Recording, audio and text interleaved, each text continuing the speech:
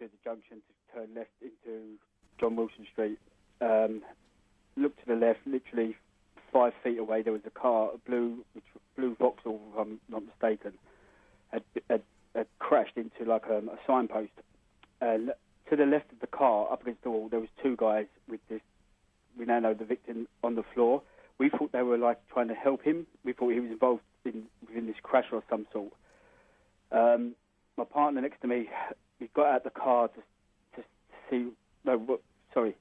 A bit nervous. No. Well, take your time, James, because I mean, clearly, it's a terrible thing to have witnessed. So don't worry about it. We was waiting to turn out, and we see the 2 guys with the victim, which we now know the victim. We thought they were helping him. Yeah. But next thing you know, my partner, she let out an almighty scream. We then saw, we saw clearly 2 knives, meat cleaver, and they weren't little small knives, they were like big kitchen knives you used like in a butcher's. They were hacking at this poor guy, literally.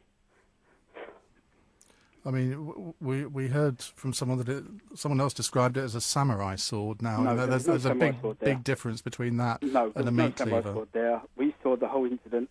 They were hacking at this poor guy. We thought they were trying to remove organs or something. They were just hacking at him, chopping him, cutting him. And my partner jumped out the car and shouted. I jumped out as well. One of the black guys went to the crashed car, got in the front, pulled out a bag. He pointed a gun at us. He shouted to my partner, get in the car. He was waving this gun around. I then moved the car up the road. I then got on the phone to the police, 999. Yeah. I called them. I said, you need armed response, you need police, you need someone here. These 2 guys are chopping this guy to pieces, literally hacking at something like it was a piece of meat. These 2 guys were crazed. They just were not there. They were just animals. They then dragged the poor guy. He was obviously dead. There's no way a human could take that, what they did to him. They dragged him from the pavement and dumped his body in the middle of the road and just left his body there. They then went back to the path. They're standing there, all with a knife in hand, waving the gun about. I'm on the phone to the police saying, you need to get them here. Where are they? They took 20 minutes to arrive, the armed response.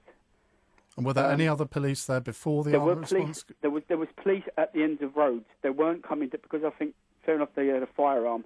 We could see police, but there was no police in the vicinity of these attackers. And what about other members of the public? I mean, you were there. How many other people witnessed this? There was only a few people at first, because it must have just started to happen because there wasn't many people there. But then traffic started to build up because people were getting out of the cars to shout at them and try to stop them, not try to stop them, but shouting at them to stop and things like that. But they were taking no notice. They were standing there. I think they were pleased, proud of what they were doing. When they dumped the body in the road, these 2 black guys, they had the opportunity to hurt other people if they wanted to, because there was brave women with the dead guy on the floor. They were like basically trying to not protect him, but like shielding him, covering him, keep him close to him. The attackers with the knives, they were standing over these women. If they had the opportunity to stab someone else, they would have done that as well. They were walking across the road. People filming it on their phones. The guy with the gun, the tall guy with the beanie cap on. Even the bus had pulled up. He was going over to the bus and asking people to take his photo. Things like this. Well, let's get this straight. One of the attackers was going over to a bus and asking people to take his photo. He was getting people to take photos of him. He was standing there, praised, like take photos of me. This is me. I want to be like as if he wants to be on TV. Or he's nothing proud of what he's done to this poor guy. The guy looked like he was young. He had a Health for Heroes T-shirt on. There's rumours going about saying that he was a soldier, which we don't know. That's just rumours. But then, when I was walking up and down with the gun and the knives, and they had opportunities. If they wanted to run off, they had to run off. But they were waiting for something, and it turned out they were waiting for the police to arrive, the armed police, because as soon as the police come flying around the corner, the man with the beanie hat, the tall guy, he charged at the police response vehicle. A shot was fired by the other guy with the gun. Next thing you know, the police jumped out, and I think, if I'm not mistaken, it's a bit hazy, there was 6 shots fired. Both men went down. And we now know that they were dead. They're dead as well. How old were they? I'd say mid-20s. And mid-20s, late 20s, and the victim? Like Sorry? Do you know how old the victim was? I didn't go that close to him, but he was young. I'd say 20, between 20 and 25. He looked young, poor fella. It's just sad. Thoughts to his family. If anyone knows who he is, it's just horrendous to see that in broad daylight at 2:20 in the afternoon. Sure. And it's just shaking us up. I mean, a terrible thing for anyone to witness. I mean, how's your partner bearing up? She's hysterical. She's got her friends come up now. I was taking her to work, and she's hysterical. I'm really worried about her now. Just can't believe what I saw. Well, I think, James, take your time to recover from this, because it's whenever anyone witnesses a major incident like this, it obviously can be traumatic. You're clearly probably suffering from a little bit of an aftershock from it.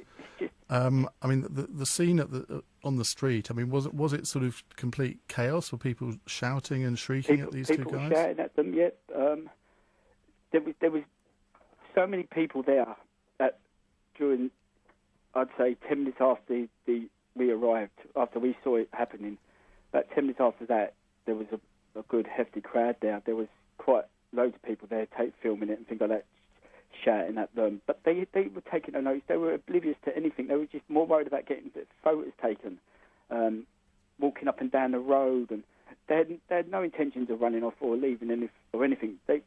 In my opinion, they were waiting for the police to arrive to be shot by police. That's the only thing I can think.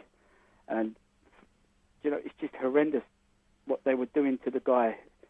It's something you'd see in like a horror movie.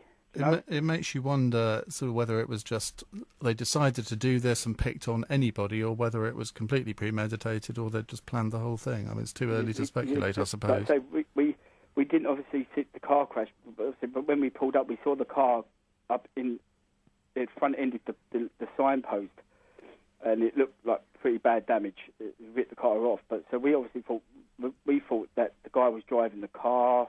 They helped him out, and they was helping him. But when we saw them, I just can't describe. They were just, it's just it's digging him, digging it, and digging it, and digging.